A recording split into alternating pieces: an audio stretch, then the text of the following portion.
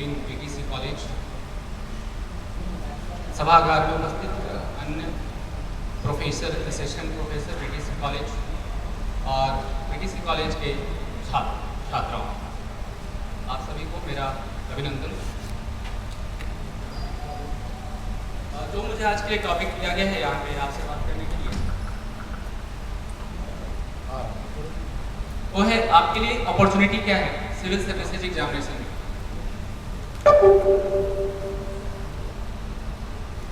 इस अपॉर्चुनिटी को बताने से पहले मैं चाहूँगा मैं अपनी एक जर्नी, छोटी सी जर्नी शेयर करूँ आपके साथ, जो शायद आपके लिए सोर्स ऑफ इंस्पिरेशन की तरह काम आ सके।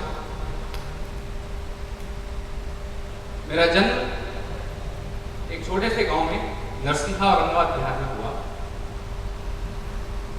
अभी मेरे फादर हेड कांस्टेबल, जिसको आप बोलते हैं हवलदार के पद पे कार्यरत है। आप समझ सकते हो कि इस छोटे से और हम्बल बैकग्राउंड से उठना बड़ा ही कठिन होता है। उसके बावजूद मेरे पेरेंट्स ने मेरे शिक्षा की ओर बहुत ही ज्यादा ध्यान दिया। मैंने भी मेहनत की और सफलता भी मुझे मिली।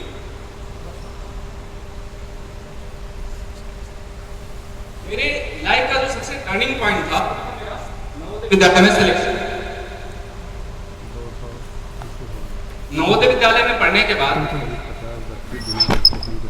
मेरी दिल्ली ख्वाहिश थी कि मैं 11th-12th एक अच्छे स्कूल से करूं, उसके बाद इंजीनियरिंग करूं, ताकि फैमिली का फाइनेंशियल कंडीशन में इम्प्रूव कर सकूं।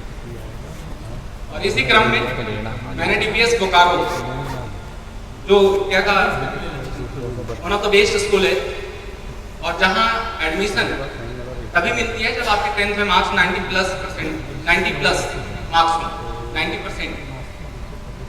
फॉर्चुनेटली मुझे आ भी गया था। I got 93% in 10th class. तो उसके बाद मेरा एडमिशन डीपीएस बोकारो में हुआ। उस दौरान मैंने तैयारी की। हमारे टाइम में AI-EEE और IIT जेई का एग्जाम होता था। अभी वो जेई मेंस और जेई एडवांस हो चुका है, आपको पता होगा।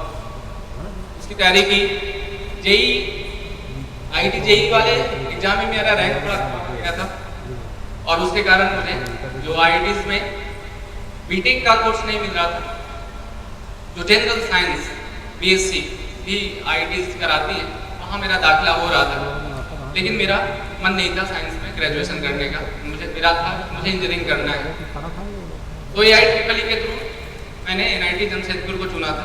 उस समय मैकेनिकल इंजीनियरिंग में उसका सबसे अच्छा था अमॉन्ग दी NITs। तो मैंने NIT जमशेदपुर से इंजीनियरिंग की। मैं 3rd ईयर में था कॉलेज लाइफ में। उस दौरान मेरी प्लेसमेंट हो गई थी। अगेन आप जब मेहनत करते हो ना तो फल मिलता रहता है। जनरली प्लेसमेंट कॉलेज में लोग 4th ईयर में लेते हैं, ठीक। मैं अपने कॉलेज में उन 10 छात्रों में से था। हमारे बैच का स्ट्रेंथ 600 था। 600 में से उन 10 छात्रों में था जिनका प्लेसमेंट 3rd ईयर में हो गया था, ठीक है।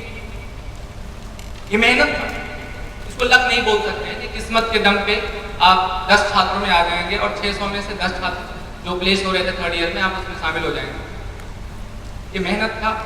इनफैक्ट मैं आपको एक उसमें भी बताऊं, एक्चुअली मेरा मन नहीं था टाटा स्टील में जॉब करने का। मैंने अपने एक सीनियर से पूछा कि आप बताओ मुझे, मैं इसके रिटन एग्जाम में क्वालिफाई कर गया हूँ, और मैं केवल देखने के लिए बैठा था क्या मैं क्वालिफाई कर पाऊंगा कि नहीं रिटन एग्जाम किसी कंपनी का, प्लेसमेंट वाले जो आ रहे। मैं ऐसे ही बैठा था एग्जाम में केवल अपने आप को जज करने के लिए। मेरा कहीं से मन नहीं था कि मैं टाटा स्टील में जाकर जॉब करूँगा। मेरा था कि NTPC वगैरह भी आती थी, NTPC, BPCL, ONGC, महारथी कंपनियाँ हैं ये। मेरा मन था कि मैं इन कंपनियों में जाकर सर्व करूँगा, थोड़ी सैलरी भी अच्छी मिलेगी as compare to private sectors. लेकिन private sector Tata Steel was comparable to all the public sectors company, खास करके जो महारथी कंपनी जिनका नाम लिया उनके बराबर ही था। लेकिन वो जो हमारी जिस सोसाइटी में जन्म होती है ना, उससे बहुत ज़्यादा हमारा विचार नहीं ढल जाता है। तो हमारे सोसाइटी में जनरली आप देखोगे सरकारी जॉब का अलग ही महत्व है। नहीं, शादी हो रही है, शादी होते समय क्या बोलते हैं लड़का क्या कर रहा है, काम करता है कहाँ, सरकारी या प्राइवेट। आप देखोगे जो सरकारी में है उसका वैल्यू ज्यादा है, प्राइवेट वाले की वैल्यू कम होती है। उसी समाज से हम भी क्या है हमारा भी था, यहाँ भाई सरकारी वाले की वैल्यू ज्यादा होती है, सरकारी काम करना है, भले ही काम नहीं करना होता है वहाँ जाकर। आधा सरकारी ऑफिसर या सरकारी कर्मचारी काम न करने का मतलब ये सच्चाई। अगर ये काम करना शुरू कर दे, सही समय पे काम करना शुरू कर देंगे तो जो हम वो शायद नहीं हो, नहीं उसमें हम भी आते हैं IPS IAS जितने ऑफिसर सब लाते, एक के लिए नहीं बोलता, सारे में एक टेंडेंसी होती है हमें काम नहीं करना है। कानून का दो रूप होता है, एक ग्रुप बोलता है कि काम करने देंगे, दूसरा बोलता है काम नहीं करने देंगे। हम जनरली काम नहीं करने देने वाले पे अटक जाते हैं और इधर उधर पैसा बटोरने में लग जाते हैं और फिर काम करते हैं। पेंडेंसी रेट हाई, ठीक है भाई, तो मोटिव वो नहीं था मेरा। तो मैंने कहा कि भाई ठीक है बैठ जाता हूँ, एक बार देख लेता हूँ प्राइवेट सेक्टर कंपनी में होता है या नहीं। हो गया, रिटन टेस्ट में पास कर गया, उसके बाद इंटरव्यू की बारी आई, इंटरव्यू भी लेते थे टाटा स्टील वाले। मैंने एक सीनियर सर आप बता दो मैं क्या बोल के आऊँगा इंटरव्यू में तो मेरा सिलेक्शन नहीं होगा।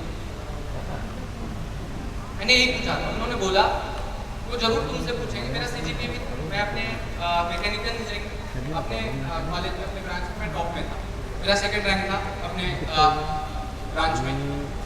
तो मैंने बोला कि तुमसे जरूर पूछा जाएगा कितना अच्छा तुम्हारा 10th का रिकॉर्ड है, 12th में भी बहुत अच्छा मार्क्स लेकर आया, यहाँ भी अपने कॉलेज में तुम सेकंड रैंक होल्डर हो। ऑब्वियस ऐसे बच्चे जनरली फिर आगे हायर एजुकेशन परस्यू करते हैं, तो क्या प्लान ऐसा कुछ पूछा जाएगा। अगर तुम कह दिए कि MBA करना है तो तुम्हारा इंटरव्यू वहीं खत्म हो जाएगा। तो यही मेरा इंटरव्यू मात्र 6 मिनट लगा, 2-3 क्वेश्चन पूछे, मैंने जवाब दिया। चौथा या 5वां क्वेश्चन ये था कि क्या आपका इतना अच्छा है एकेडमिक रिकॉर्ड, आप क्या आगे हायर एजुकेशन परस्यू नहीं करना चाहते। और मैं इसी क्वेश्चन के इंतजार में था, ये पूछो, और मैंने वोट दिया सर मुझे 2 साल जॉब करना है, उसके बाद मैं MBA करने चला जाऊँ। और वहीं पे हमारा इंटरव्यू खत्म। उन्होंने बोला विकास यू कैन लीव। मैं वहां से चला गया, बाहर निकला तो मेरे बैच वाले जो बाकी इंटरव्यू देने के लिए सिलेक्ट हुए थे करीब करीब 30 बच्चे, they were waiting in the hall.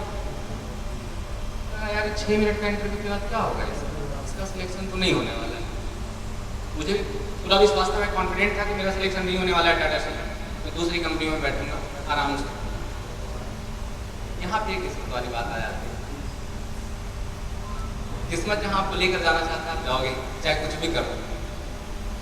क्योंकि मैंने जो क्वेश्चंस का जवाब दिया था, I was surprised to know selection इस कारण से हुआ क्योंकि जो क्वेश्चन 2 डिफिकल्ट क्वेश्चन जो पूछे गए थे, वो क्वेश्चन उन्होंने IIT में भी जब गए थे, IIT Indian institute of technology, वहाँ भी जब गए थे तो क्वेश्चन पूछे गए थे और बहुत जगह पे उन 2 क्वेश्चंस का आंसर मुझे नहीं मिला था। And they tried same question on me, ठीक है, और उन 2 क्वेश्चन का मैंने जवाब दे दिया था। मुझे ये नहीं पता था उससे पहले कि वो वाले क्वेश्चन हैं जिनका जवाब नहीं देना था। लगा ये तो हमारे सब्जेक्ट से पूछ रहे हैं, इसका जवाब मुझे देना है, मैं तो हटूंगा। वो लास्ट वाला क्वेश्चन मुझे जवाब नहीं करना है, 2 साल जॉब करके MBA करने जाना है, उस वाले से। फाइनली रिजल्ट आया सारे लोगों के बाद, सेलेक्ट लिस्ट में मेरा भी नाम था सबसे ऊपर। मैं क्या यार नहीं चाह रहा था, मुझे अब जाना पड़ेगा टाटा। इस दौरान में मैंने, क्योंकि मैंने गरीबी देखी थी, बिहार वैसे भी गरीबी के लिए मशहूर है, छत्तीसगढ़ से थोड़ा कम। यहाँ तो मैंने घुमाऊँ पिछले 1-1.5 महीने में, मैंने जो देखा है लोगों का लाइफ स्टाइल, गरीबी, तो ज़्यादा ही मुझे कष्ट देता है।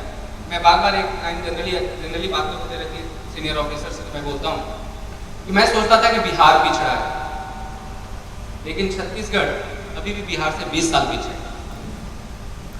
मैं जनरली बोलता हूँ, मुझे लगता है इसलिए नहीं कि यहाँ के लोगों में टैलेंट की कमी है, पीछे इसलिए कि लोगों को सही दिशा मार्गदर्शन नहीं मिलता है।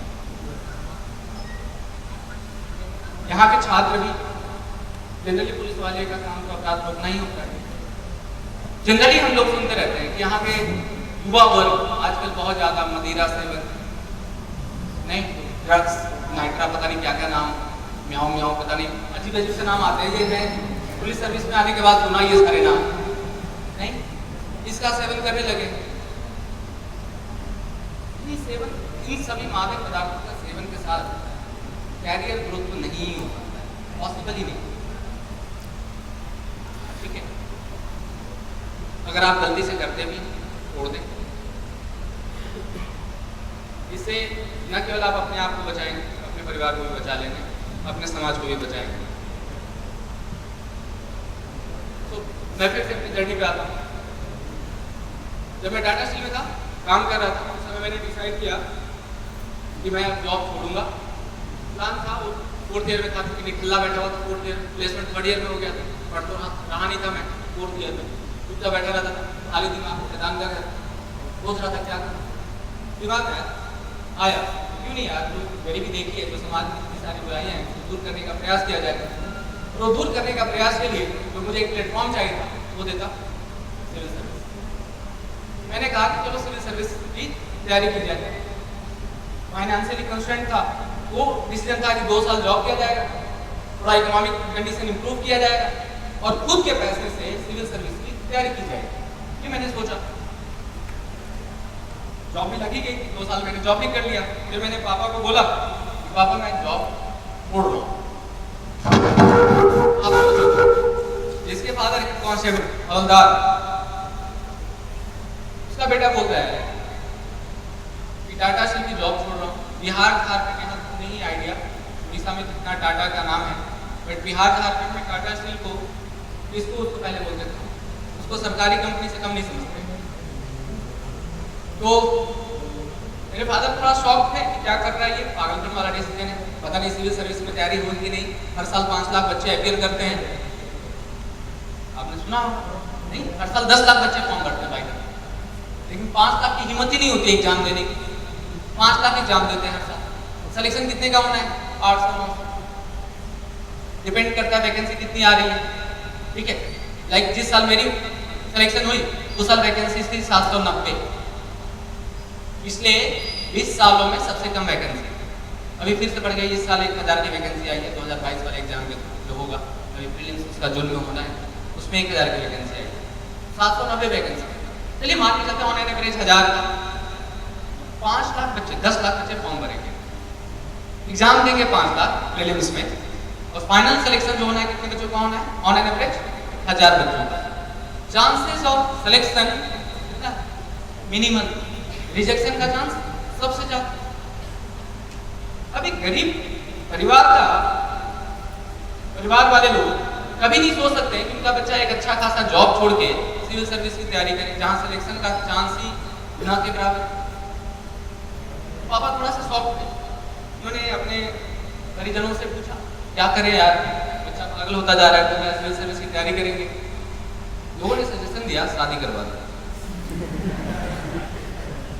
शादी हो जाएगी, परिवार का बोझ हो जाएगा, जॉब नहीं। मैंने कहा कि आप अगर आप ये चाहते हैं कि मैं शादी कर लूँ, मैं शादी भी कर लूँगा, लेकिन मैं तैयारी तो करूँगा। और जो रिश्ता लेकर आ रहे थे उसको मैंने बताते हुए गया कि आप जरूर कर रहे हैं, आप शादी कर रहे होंगे मेरे जॉब से, टाटा स्टील में मैं काम करूँ, बाकी मेरा बैकग्राउंड तो ऐसा कुछ है नहीं जिसके कारण आप अपनी बेटी का हाथ मेरे हाथ में देंगे। केवल रीजन है टाटा स्टील, और मैं आपको बता दे रहा हूँ ये जॉब भी मेरे हाथ में नहीं रहेगा कुछ दिन बाद। तो अगर आप शादी करेंगे अपनी बेटी का मेरे साथ, बड़ा रिस्क ले रहे हो। एक ने ले लिया,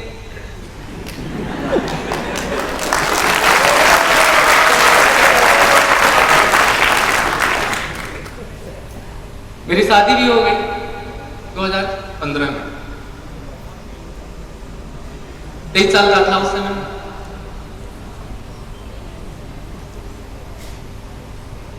शादी के बाद मैंने जॉब छोड़ा, मैंने 1 साल तैयारी की, फाइनेंशियल कंडीशन इतना अच्छा था नहीं, मैं फैमिली को सस्टेन करता। उसके बाद मैंने 1 साल की तैयारी के बाद मैंने स्टार्ट किया पढ़ाना।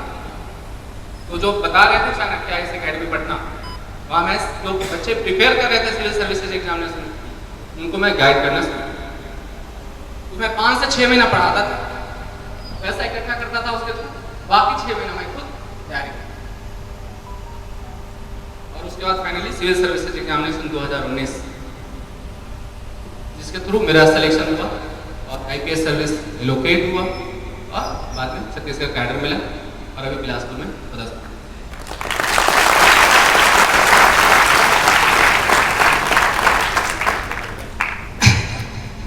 मैंने ये इसलिए केवल शेयर किया आपके साथ, जनरली हमारे मन में होता है, अरे यार हमारे मम्मी पापा पढ़े लिखे नहीं हैं, बहुत अच्छे जॉब में नहीं हैं, हम सिविल सर्विसेज की तैयारी कैसे कर सकते हैं, हम ये सोच भी कैसे सकते हैं कि सिविल सर्विसेज की तैयारी हम करें। ये कंप्लीटली मिथ है, हम कर सकते हैं। अगर उस समय मेरे father by the way constable थे जब मैंने ये तैयारी शुरू की थी, तो जब एक कांस्टेबल का बच्चा तैयारी कर सकता है, जब एक ऐसे परिवार का बच्चा तैयारी कर सकता है जिसके फादर केवल 10th तक पास हैं, मम्मी पढ़ी लिखी नहीं है, उस एजुकेशनल बैकग्राउंड के साथ उनका बच्चा अगर तैयारी करके यूपीएससी क्लियर कर सकता है तो हर कोई कर सकता है। आजकल किसके पेरेंट्स नहीं होंगे जो 10th पास नहीं होंगे, फादर एटलीस्ट होंगे, मदद नहीं हो सकती है। मेरा एजुकेशनल बैकग्राउंड यही था, मेरे फैमिली का, फादर 10th पास, मम्मी अनएजुकेटेड। लेकिन था क्या, उन्होंने ये चीज समझ रखा था कि मुझे बच्चे को क्यों पढ़ाना चाहिए।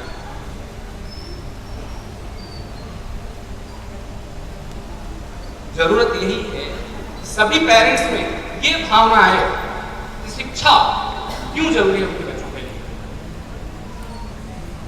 ये मैं आपको इसलिए शेयर कर रहा हूं, आप भी पेरेंट्स बनेंगे, आपके ऊपर ये रिस्पॉन्सिबिलिटी हो आगे आने वाले समय। क्यों आपको अपने बच्चों को पढ़ाना चाहिए, ठीक है। दूसरा जो मिथ आता है जनरली, शादीशुदा बंदा तैयारी नहीं करता। शादी जो मेरे साथ हो रहा था, शादी कर दो खत्म हो जाएगा, जहां पर है कहीं पे सेटल कर जाएगा। दूसरा मिथ जिसको मैंने ब्रेक किया, शादीशुदा होना हर्डल नहीं है, जो भी हर्डल है वो दिमागी है, मेंटल ब्लॉक। अगर इस मेंटल ब्लॉक को हम तोड़ दें, चाहे कितनी भी कठिन परिस्थिति हो जाए, हम क्वालिफाई कर लेंगे जो हम चाह रहे हैं,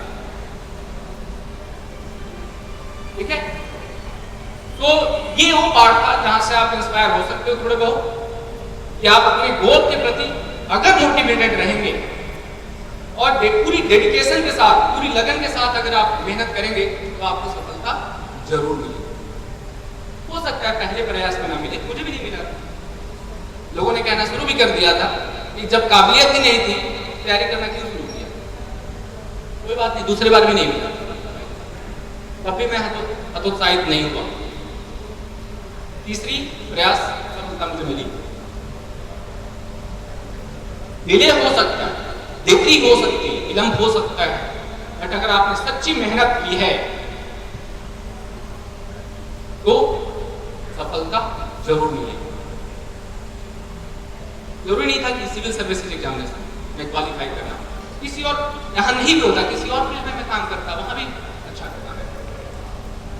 किसी एक चीज के साथ रिलेट नहीं करना है कि मैंने प्रयास किया यहां नहीं हुआ, ठीक है, वहां नहीं हुआ, दूसरी जगह हुआ ना, और वो मेहनत नहीं किया होता तो दूसरी जगह भी नहीं होता, ठीक है।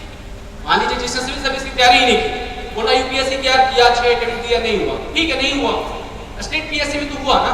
अगर आप तैयारी नहीं की होते तो स्टेट पीसीएस में भी नहीं होता।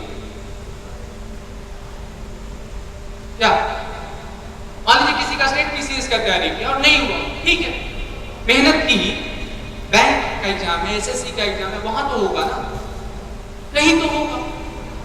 अरे कुछ नहीं होगा तो पढ़ाना तो शुरू कर सकते हैं ना, और पढ़ा कर बहुत अच्छा अर्न कर सकते हैं, बहुत अच्छा लाइफ दे सकते हैं। और इनफैक्ट जो टीचर का प्रोफेशन है, प्रोफेशन नहीं करना चाहिए, service, one of the best service in the world.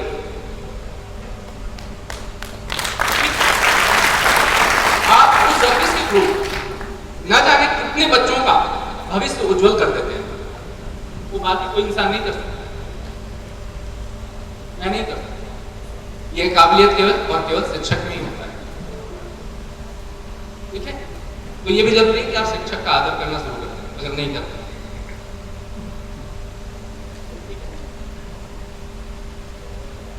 अब जो टॉपिक था उसमें आप opportunities for agricultural students in civil services examination. मैंने डीन सर से कल सिलेबस मांगा था कि बीएससी एग्रीकल्चर में बच्चे क्या पढ़ते हैं, semester 1 to last semester, I think 8 semester 8 semester.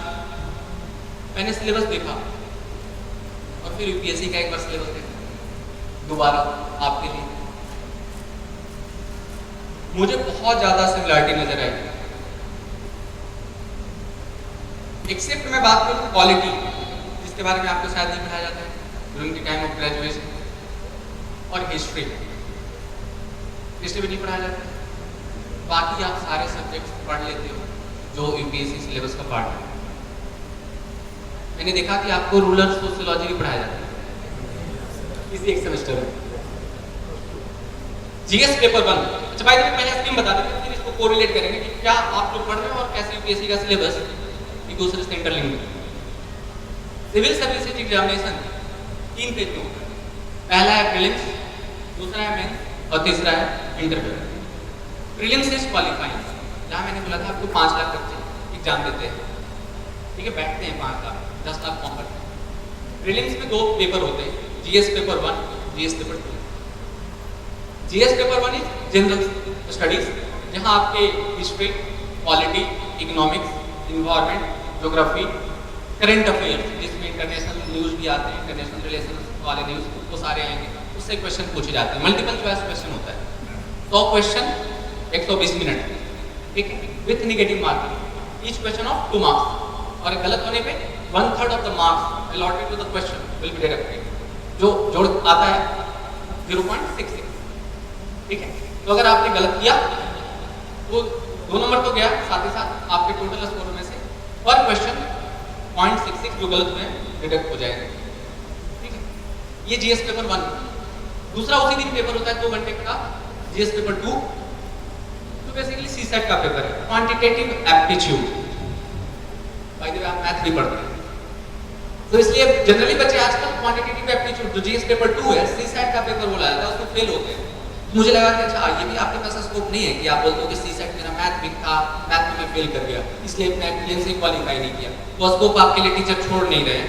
नहीं, आप इस आई थिंक सेमेस्टर 3 या 1 में था, एग्जैक्ट याद नहीं है, जहां आप मैथ्स पढ़ते हैं, हाई लेवल वाला मैथ, सेकंड सेमेस्टर में, तो आपका यानी मैथ के स्ट्रॉन्ग, सीसेट जो उसका क्वालिफाइंग है, भाई 33% मार्क्स लाना होता है 200 में 33%, तो आई थिंक कितना पड़ जाएगा 66 नंबर, तो आप 67 नंबर लाए तो सेफ हो। जिस लेवल का आप मैथ पढ़ते हो उस सीसेट वाला पेपर आप क्वालिफाई कर सकते हो। मैं बात करूंगा जीएस पेपर 1 जब जीएस मेंस वाले के साथ कोरिलेट करूंगा, तो आप सीसेट भी क्वालिफाई कर सकते हो, वहां हर्डल नहीं है आपके लिए। सीसेट वाला 12th क्वालिफाइंग, तो प्रीलिम्स में सेलेक्ट होंगे वो होंगे जीएस पेपर 1 के बेसिस पे, जिसमें आपको बताया history, geography, polity, economics, science, environment और इंटरनेशनल रिलेशन, करंट अफेयर्स के क्वेश्चंस पूछे जाते हैं।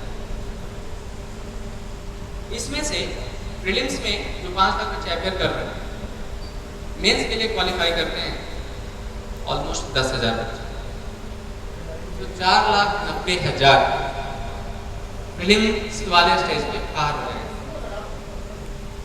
ठीक है, मेजर रिजेक्शन हो गया। तो जनरली हम लोग बोलते हैं prelims is not for selection, it is for rejection. Reject कर दो, रिजेक्ट करने के बाद जो बच्चे बच जाएंगे वो सेलेक्ट हो जाएंगे मेंस के लिए। ये करना नहीं है इस नंबर से, क्योंकि इस 4,90,000 जो बच्चे रिजेक्ट हो रहे हैं, मैक्सिमम लोग हैं जो ध्यान से पढ़ते नहीं। आप अगर मेहनत करोगे तो 10,000 में आ जाओगे, 16 लिस्ट में पक्का आ जाओगे। वहाँ मैंने ऐसे काबिल स्टूडेंट को नहीं देखा जिसने मेहनत की है और उसका प्रीलिम्स नहीं निकला है। मेंस में हुआ ऐसा कि मेहनत की तभी मेंस नहीं निकला, लेकिन प्रीलिम्स वाले स्टेज में मुझे अभी तक नहीं मिलता है बच्चे ने बहुत मेहनत की थी और सिलेक्शन नहीं हुआ। 10,000 इज ह्यूज नंबर। दूसरा देखने का तरीका, एक देख के भाई 5 लाख या 10,000 का ही क्यों हुआ, इतना कम सिलेक्शन। दूसरा 10,000 का हुआ, बहुत बड़ा नंबर है, तो हम 10,000 में आने का कोशिश क्यों नहीं कर सकते? हम इससे क्यों डर जा रहे हैं कि 4,90,000 रिजेक्ट हो गए? हम तो कोशिश करें 10,000 में आने का, जो सिलेक्ट हो रहे हैं मेंस लिखने के लिए। मेंस में 4 जीएस के पेपर होते हैं, नाम दिया हुआ है जीएस 1, 2, 3, 4। एक एसे का पेपर होता है जिसमें अभी आज के दौर में 2 एसे लिखने होते हैं। बाय द वे सारे पेपर 250 मार्क्स के होते हैं। 20 क्वेश्चन पूछे जाते हैं जीएस 1 to 4 ऑलमोस्ट। लास्ट वाला जीएस पेपर 4 है, फिक्स एप्टीट्यूड का, उसमें थोड़ा क्वेश्चन का नंबर कम होता है बट फ्रेमिंग ऑफ क्वेश्चन इतना लेंथी होता है कि आप समझोगे कि 18 क्वेश्चन पूछा जाता है, 2 क्वेश्चन कम क्यों पूछा जा रहा है। बाकी जीएस 1, 2, 3 में 20 क्वेश्चन पूछे जाएंगे। और ऐसे में 2 ऐसे लिखना होता है, 1000 वर्ड का एक ऐसे। ठीक है, ये भी पहले लगता था कि 1000 वर्ड का एक ऐसे कौन लिखता है, मतलब ऑलमोस्ट 10 से 12 पेज लिखने पड़ते हैं एक टॉपिक पर। ठीक है, 2 सेक्शन में रहता है, सेक्शन 1 ए और सेक्शन बी, दोनों सेक्शन में से आपको एक एक ऐसे चुनना होता है और लिखना होता है। स्पेस भी दिया हुआ है, आप 12 पेज से ज़्यादा भी नहीं लिख सकते। ठीक है, कोई सप्लीमेंट्री सीट नहीं मिलता है। सेम जीएस पेपर के साथ भी एप्लीकेबल। जब आप तैयारी करोगे वो ऐसे पेपर भी आप लिख दोगे। इसके अलावा एक ऑप्शनल पेपर होता है। पहले कभी 2 ऑप्शनल पेपर आते थे, सब लोग के समय में 2 ऑप्शनल पेपर का था, हमारे समय में एक ऑप्शनल पेपर का था, बच गया। कठिन था वो दौर जब 2 ऑप्शनल पेपर आपको तैयार करने पड़ते थे। ठीक है, एक ऑप्शनल पेपर आपको चुनना होता है। और आपको बता दूं एग्रीकल्चर भी एक ऑप्शनल पेपर है जिसको चुना जा सकता है। 500 नंबर का 2 पेपर एग्रीकल्चर, जो भी आप ऑप्शनल लेंगे उसका 2 पेपर होता है, दोनों 250 मार्क्स पे, 250 ईच, तो 500 नंबर का होगा। तो आप सोचो जिस बंदे ने अपने ग्रेजुएशन के दौरान अच्छे से पढ़ाई की होगी वो कम से कम अपना ऑप्शनल पेपर तैयार कर सकता है। क्योंकि आप जो 8 सेमेस्टर में पढ़ रहे हो उससे कम ही, और मुझे पता चला आपको बीएससी ऑनर्स की डिग्री मिलती है, बीएससी ऑनर्स की डिग्री मिलती है। तो बीएससी ऑनर्स और बीएससी में थोड़ा अंतर होता है, नहीं? माना जाता है कि बेंचमार्क जो है बीएससी ऑनर्स का दैट इज बीएससी, और यही एक्सपेक्ट करता है कि यूपीएससी भी कि जो ऑप्शनल पेपर हो आपका वो एटलीस्ट बीएससी ऑनर्स लेवल का हो, बीएससी लेवल का नहीं हो। ठीक है, जो आप डिग्री ले रहे हो उसी के समकक्ष पेपर भी आना है ऑप्शनल में। एग्रीकल्चर अगर आप ऑप्शनल लेते हो तो लेना चाहिए भाई। 4 साल आपने उस सब्जेक्ट पे मेहनत की है, आप उसको ऑप्शनल पेपर नहीं बनाओगे, जस्टिफाई कैसे करोगे? अब मैंने by the way mechanical engineering मैंने की, मैंने ऑप्शनल रखा था सोशियोलॉजी, तो इंजीनियरिंग के साथ ही चल जाता है। माना जाता है कि इंजीनियर्स पढ़ते नहीं है, वो उनका अपना जो कोर सब्जेक्ट हो तो ऐसे भी तैयार नहीं होगा, ऑब्वियस है वो दूसरा ह्यूमैनिटीज का सब्जेक्ट लेंगे। ये और बात है, आप देखो कि हमारा सोशियोलॉजी से कोई लेना देना नहीं, हम सोशियोलॉजी लेकर आ गए इंटायरली, और हमने किस लेवल का तैयार किया? बीएससी ऑनर्स लेवल का सोशियोलॉजी अलग से। आप 4 साल जब एक ही सब्जेक्ट पढ़ रहे हो, आप क्यों नहीं तैयार कर सकते?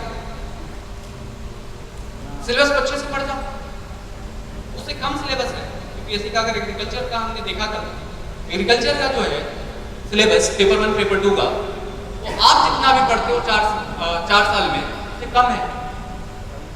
तो केवल जरूरत क्या है कि 4 साल सही ढंग से पढ़ा जाए। अगर आप 4 साल सही ढंग से पढ़ लेते हैं तो आपका एग्रीकल्चर ऑप्शनल पेपर तैयार हो जाएगा। फिर बचे 4 जीएस पेपर की और एक ऐसे पेपर की, उसकी भी मैं बात कर दूंगा।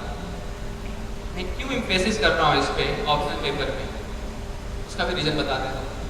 जो मार्क्स रेट देखा है मैंने यूपीएससी में, उसमें मैंने ये पाया है कि सब एग्री करते हैं इसमें, जो भी कैंडिडेट जो भी लोग प्रिपेयर कर रहे हैं सिविल सर्विसेज एग्जामिनेशन की, 500 नंबर का ऑप्शनल पेपर, उसमें 300 मार्क्स लाना आसान है।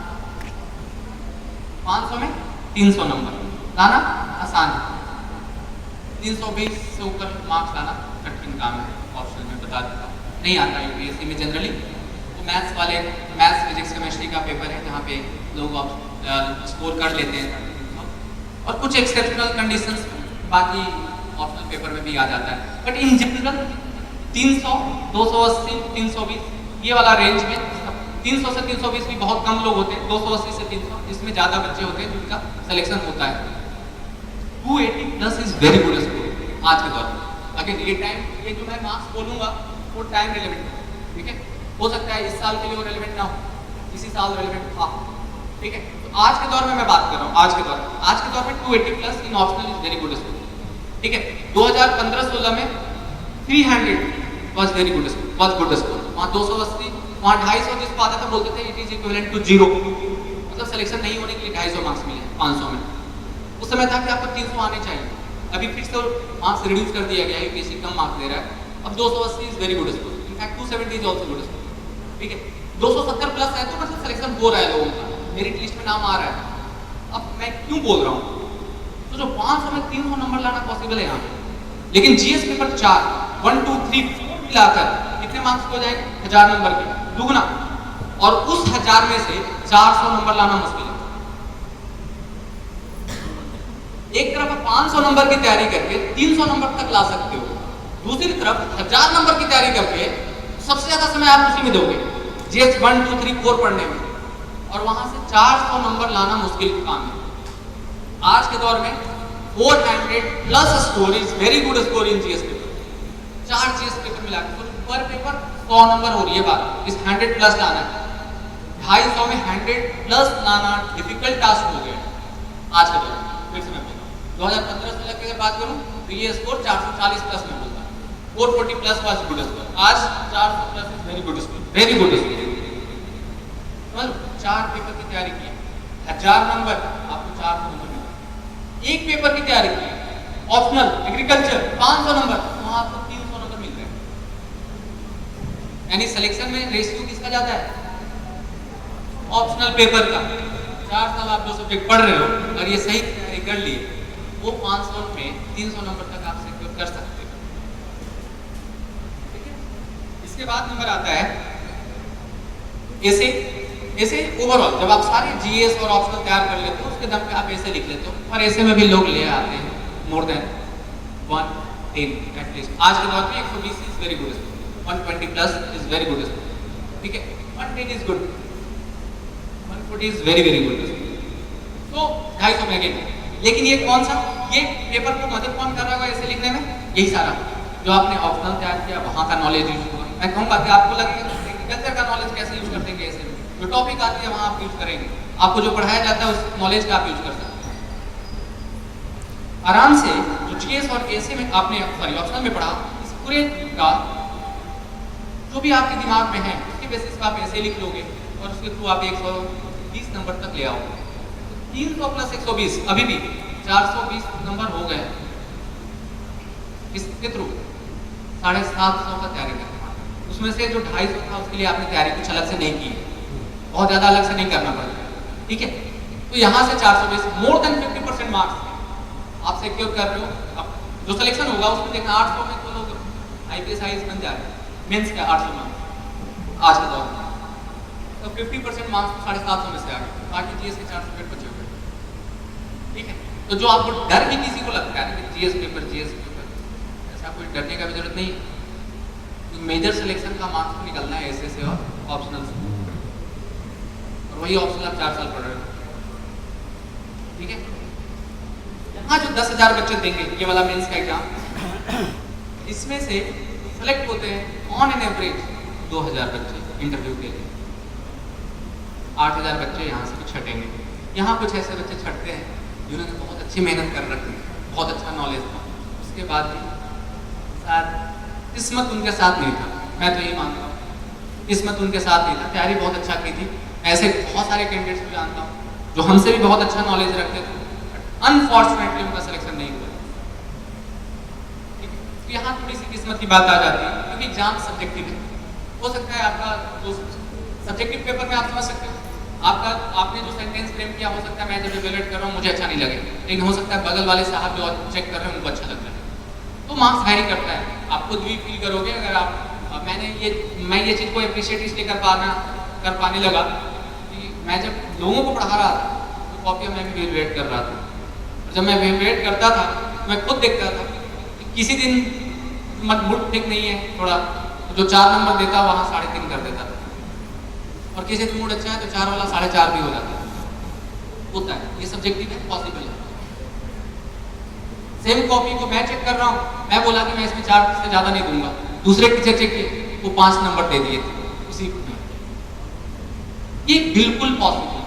तो आप इसमें ये मत कहना टीचर फेवरेटिज्म कर रहा है, फेवरेटिज्म नहीं कर रहा है, वो उसका सब्जेक्टिव नेचर है पेपर का जिसके कारण ऐसा होता है। तो यहाँ भी आपको जनरली कंप्लेन होता होगा, ये टीचर इसको फेवर करते थे, ये टीचर थोड़ा स्ट्रिक्ट चेक करते, ये थोड़ा लीनियंट चेक करते, because of subjective nature of the paper. उनका जो थॉट है, आपका थॉट जो रिफ्लेक्ट कर रहे हैं आंसर में, हो सकता है मैच नहीं किया होगा इस कारण से, ठीक है। लेकिन आपकी उम्र वो नहीं है कि आप इस चीज को अप्रिशिएट करो। जब आप उस खुद को इस स्थिति में रख के देखोगे तब आप ज्यादा अप्रिशिएट कर पाओगे। और जनरली यही होता है, लोग शिक्षक जब स्टूडेंट होते हैं ना, तो आप पता नहीं क्या होता है, हमारे जब मैं भी स्कूल में था तो मैं देखता था, तो टीचर को अलग ही देखते हैं एकदम, वो भी समझते हैं जैसे दुश्मनी है अपने वाले टीचर भी। आप ये चीज सब धारणा चेंज हो जाती है जब आप स्कूल कॉलेज से बाहर निकल जाते हैं। बेटर ये है कि ये धारणा ही क्यों पाले हैं, अभी से हम अपने टीचरों का रिस्पेक्ट शुरू से ही दें, नहीं और जबरदस्ती का आर्गुमेंट ना करें उनके साथ। मैं इसलिए भी ये बात बोल रहा हूँ, इस अगर सिविल सर्विसेज एग्जामिनेशन को क्वालिफाई करना है, मेहनत के अलावा बड़ों का आशीर्वाद भी बहुत जरूरी है, बहुत जरूरी है। जो गुड लक बोलते हैं, गुड लक वहीं से आता है, बड़ों के आशीर्वाद से। बड़ों में आपके साथ चिकन भी आता है।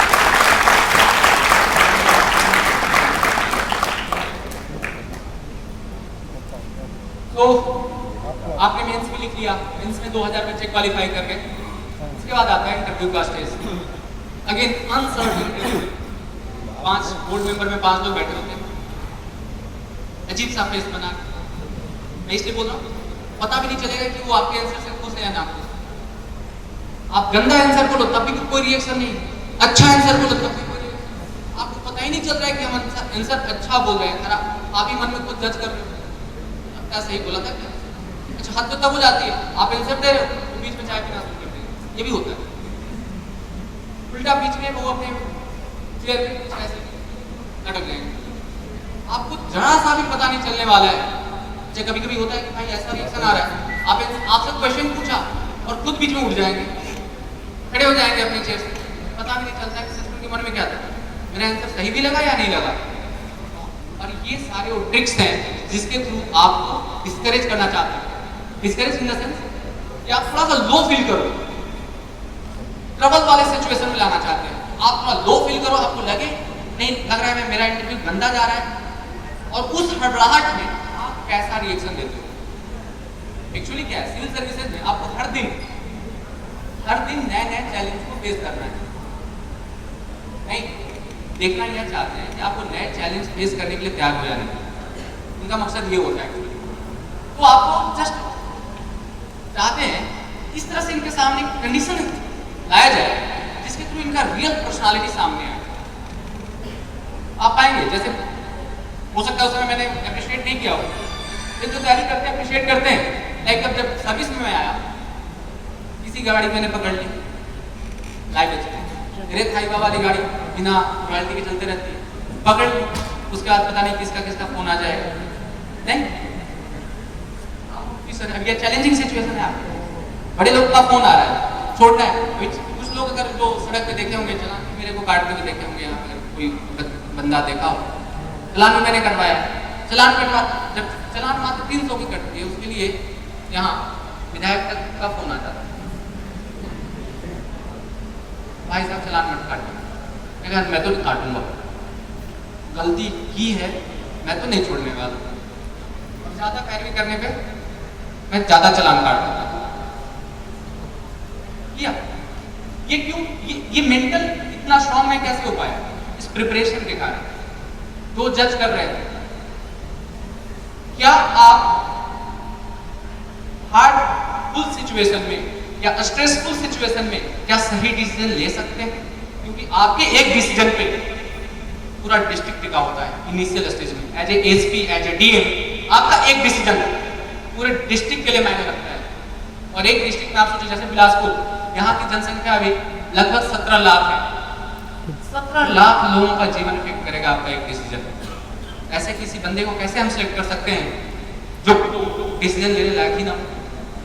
जो अगर स्ट्रेसफुल सिचुएशन आया या अनफोर्स सीन सर्कमस्टांसेस आया और खुद भाग जाए या डिसीजन लेने से मुंह कर जाए, मुझे डिस्ट्रिक्ट का क्या हालत हो? और बाद में जब हायर लेवल पे पहुंचेंगे, आप पॉलिसी बनाना स्टार्ट करते हैं स्टेट के लिए, फिर पूरे कंट्री के लिए। रीजनिंग पावर चाहिए, स्ट्रेसफुल सिचुएशन हैंडल करने की क्षमता होनी चाहिए।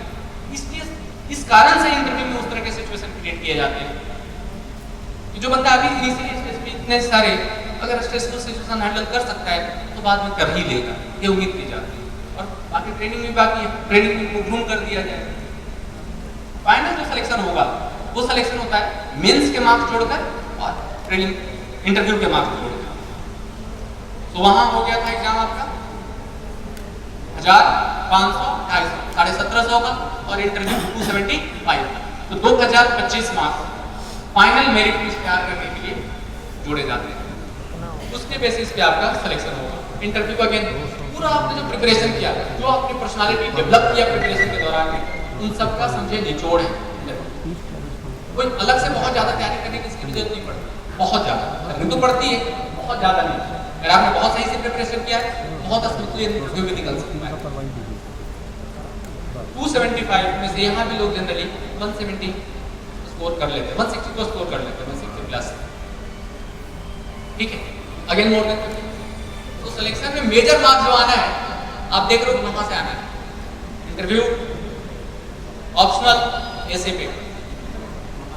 अब जीएस पेपर पे आते हैं। तो 4 जीएस पेपर आपके लिए, 2 क्वालिफाइंग पेपर भी होते हैं। एक इंग्लिश 300 नंबर का होता है, उसमें केवल पास करना होता है। और एक शेड्यूल 8 क्वालिटी में, अगर आपने कभी पढ़ा होगा, शेड्यूल 8 में 22 लैंग्वेज दिए हुए हैं। उस 22 लैंग्वेज में से एक लैंग्वेज आपको चुनना होता है और उसका पेपर लिखना होता है। तो आप जिस बैकग्राउंड से आते हैं, हम लोग जनरली हिंदी चूज करते हैं और हिंदी में एक पेपर हिंदी का देते हैं। उसमें भी लोग पास कर जाते हैं। मैंने तो हिंदी नहीं पढ़ा था, आफ्टर 10 लिख दिया, पास भी हो गए। बहुत ज़्यादा मेहनत उसके लिए भी करने की जरूरत नहीं है।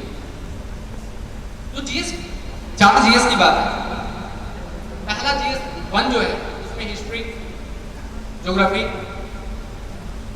सोशल इश्यूज, ये 3 चीजों को कवर करता है। हिस्ट्री में वर्ल्ड हिस्ट्री भी आता है। ठीक है, तो हिस्ट्री वाला पोर्शन को मैं छोड़ दूं, जो आप अपने समय में नहीं पढ़ते, लेकिन आप ज्योग्राफी का कुछ पार्ट पढ़ते हो। आपको शायद एग्रीकल्चरल मेट्रोलॉजी का एक सब्जेक्ट मैंने देखा है, पढ़ा है ना? आपको पेडोलॉजी का भी एक सब्जेक्ट है, soil, fundamental of soil formation, something ऐसा है। हाँ, फंडामेंटल ऑफ सॉइल साइंस है ना, सॉइल। आप देख रहे चैप्टर ज्योग्राफी में मेंशन किया हुआ है।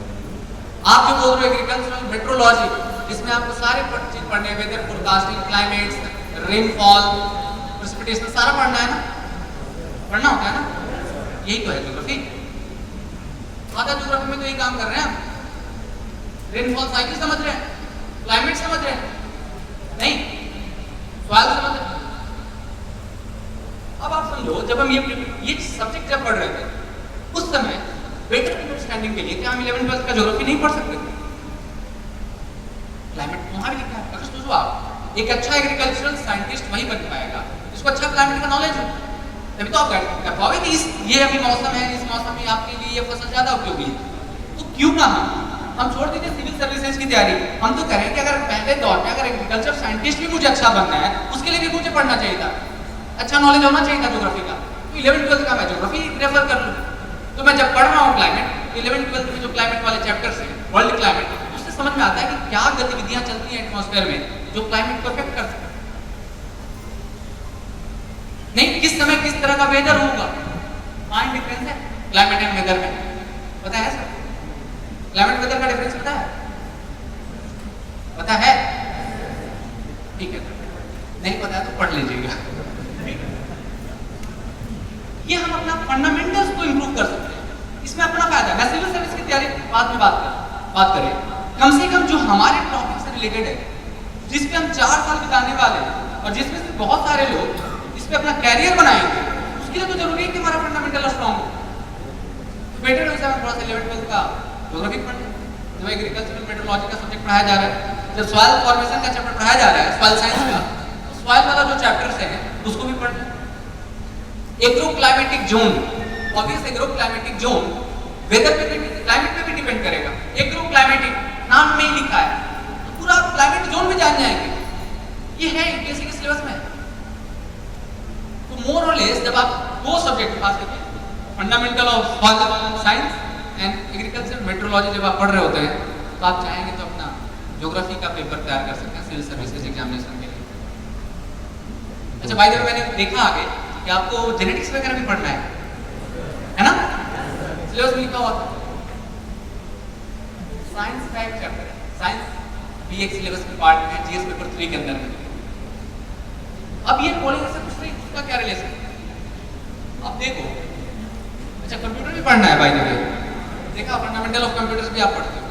अभी देखो ये सारे इंफॉर्मेशन ऐसे हैं जो आपका फंडामेंटल स्ट्रॉन्ग करेगा।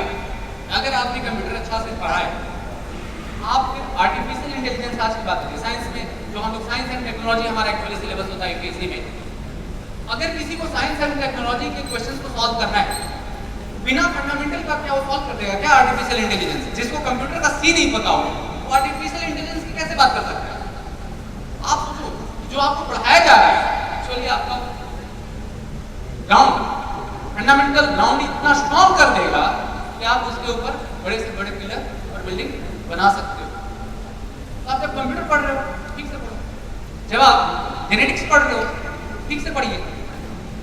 क्यों मैं बोल रहा हूँ, बायोटेक्नोलॉजी एक टॉपिक है हमारे अंदर सिलेबस में, और बायोटेक्नोलॉजी जेनेटिक्स बहुत ज़्यादा मिलता है, वही है। जब आप कंप्यूटर वाला सब्जेक्ट पढ़ रहे हो तो वहाँ से रोबोटिक्स, आर्टिफिशियल इंटेलिजेंस वाले जो टॉपिक्स आ रहे हैं आजकल के दौर में वो कवर होंगे, उसका फंडामेंटल इंप्रूव हो जाएगा। आप क्या पढ़ते नहीं? पढ़ते हैं? आपके सिलेबस में बाय द वे एनवायरनमेंट से रिलेटेड एक सब्जेक्ट है ना, जिसमें आप पूरा इकोलॉजी एनवायरनमेंट, मैंने देखा है नाम एक पहला टॉपिक के अंदर सब्जेक्ट के अंदर पहला लिखता है डेफिनेशन ऑफ इकोसिस्टम एनवायरनमेंट वगैरह वगैरह ऐसे करके लिखा हुआ है। हमारे यहाँ जीएस पेपर 3 के अंदर में एक सब्जेक्ट आता है एनवायरनमेंट एंड इकोलॉजी, और वो प्रीलिम्स में भी आता है, और वो पूरा सिलेबस जो आपको पढ़ना चाहिए वो है आपके सिलेबस में मौजूद, एक्सेप्ट कि नेशनल पार्क में आपको नहीं पढ़ाया जाता है, ठीक है ना? तो हम तैयार कर सकते हैं ना? मैं बोल 50%। तो आप अगर ग्रेजुएशन कर रहे हैं उस दौरान सब्जेक्ट तैयार हो जाएगा, थोड़ा सा ग्रेजुएशन के दौरान 50% और एक्स्ट्रा मेहनत कर ले, जिस तरह के क्वेश्चन पूछे जा रहे हैं उस तरह से अपने आप को तैयार कर ले। तो during the course of preparation, during the course of your graduation can prepare for civil services examination. Rural sociology जो पहला जीएस पेपर 1 में मैंने बात की, आपकी रूरल सोशियोलॉजी में जितने टॉपिक लिखे हैं, आई थिंक 8 टॉपिक मेंशन किया हुआ था आपके सिलेबस में, वो सारे के सारे टॉपिक सोशल इश्यूज नाम का सब्जेक्ट जो है हमारे यहाँ जीएस पेपर 1 में वो कवर्ड है, लिखा हुआ है उसमें social economic problems of the villages, ऐसा करके लास्ट टॉपिक लिखा हुआ था। मैं थीम बात कर रहा हूँ, एग्जैक्ट हो सकता है सेंटेंस मैच ना करे आपके सिलेबस से, और उस पढ़ना है किस तरह के प्रॉब्लम है, अनएम्प्लॉयमेंट प्रॉब्लम, गरीबी poverty problem, old age people का प्रॉब्लम, लोगों का प्रॉब्लम, ये सब आपको पढ़ना था। सिलेबस में लिखा हुआ है, आप पढ़ते होंगे नहीं पता नहीं, लेकिन अगर आप पढ़ लिए होते तो सोशल इश्यूज का जो एक पार्ट है जीएस पेपर 1 में वो कवर हो गया होगा। मैंने पहले बोला जीएस पेपर 2 में पॉलिटी आप नहीं पढ़ते हो तो पॉलिटी वाला पार्ट छोड़ देंगे। जीएस पेपर 2 की सच आप तैयारी नहीं करते हो, लेकिन जीएस पेपर 3 जहां मैंने एक एग्जाम एक दिया साइंस एंड टेक वो पढ़ते हो, आप एनवायरनमेंट वो पढ़ते हो, और जो एक मेजर पोर्शन है इकोनॉमिक्स आपका उसका भी सिलेबस में कवर्ड है। एग्रीकल्चरल इकोनॉमिक्स करके कुछ आपका एक सब्जेक्ट पढ़ाया जाता है, पढ़ते हैं ना, जिसमें वो सारे मार्केटिंग का फंडा आपको समझाया जाता है। आप सोचो उस बेसिक्स को अच्छे से पढ़ लो, और जब आप उस सब्जेक्ट को पढ़ रहे हो आप सोचो आपको समझ में है कि किसी फूड प्रोडक्ट्स का प्राइस कैसे डिटरमाइन हो रहा है मार्केट के अंदर में। अब आप एक तरीका है कि रट लो, टीचर ने बता दिया ये सब पैरामीटर्स हैं, इसके बेसिस पे हो गया। दूसरा है कि बेसिक्स को समझो कि क्यों ये पैरामीटर्स, व्हाई, ये क्वेश्चन करना स्टार्ट कर दो, व्हाई, व्हाट, व्हेन, वेयर, उसके साथ डब्ल्यू वाले क्वेश्चन होते हैं, तो एक एच वाला क्वेश्चन है, ये दिमाग में आते रहना चाहिए। भाई यही 6 पैरामीटर यूपीएससी में आया होता है एक बार मेंस में, what are the parameters on which MSP of the food crops are determined. अब ये बताइए तो आपके सिलेबस में होगा लिखा एमएसपी डिटरमिनेशन और उसके पैरामीटर्स आप ऐसे भी पढ़ते हो सकता है, आप ध्यान नहीं देते। आपको पूरा पढ़ना है, इंपोर्ट, एक्सपोर्ट, इन्फ्लेशन, नहीं पूरा लॉ ऑफ डिमिनिशिंग रिटर्न भी शायद एक टॉपिक लिखा हुआ। मैंने तो देखा कि जो सारे प्रिंसिपल्स मुझे चाहिए इकोनॉमिक्स के लिए, वो सारे प्रिंसिपल्स आपको पढ़ाए जाते हैं मोरलेस 30 to 40 और किसी कंडीशन में 50%, वहां तक का आपका सिलेबस ऑलरेडी कवर हो जाता है जब आप ग्रेजुएशन कर रहे हो। आप समझ रहे हो? मतलब मात्र 50% मुझे एक्स्ट्रा मेहनत करना है। अगर मैंने ग्रेजुएशन सही से किया कंडीशन में, अब ग्रेजुएशन ही नहीं करेंगे सही से, मस्ती में बिता देंगे कॉलेज में, तो फिर पूरा प्रिपरेशन करना पड़ जाएगा आपको। ये आप पे डिपेंड करते हैं कि आप ग्रेजुएशन को कितना सीरियसली लेते हैं। तो मोर और लेस मैंने आपको आपके सिलेबस वाले टॉपिक से मैंने कोरिलेट करने का कोशिश किया कि आप जो पढ़ रहे हो वो तो आपके कैरियर के लिए, आप एज एग्रीकल्चर में अगर आप कैरियर देखोगे वहां के लिए लाभदायक तो है ही। आप अगर गलती से सिविल सर्विसेज एग्जामिनेशन की तैयारी की भी सोच रहे हो तब भी लाभदायक नहीं। और एटलीस्ट 50% तैयारी अपने कॉलेज डेज की कर सकते हो, और 50% तो जीएस की, 100% ऑप्शनल की, 100% ऑप्शनल की तैयारी और 50% जीएस की तैयारी आप कॉलेज के दिनों में ही कर सकते हैं।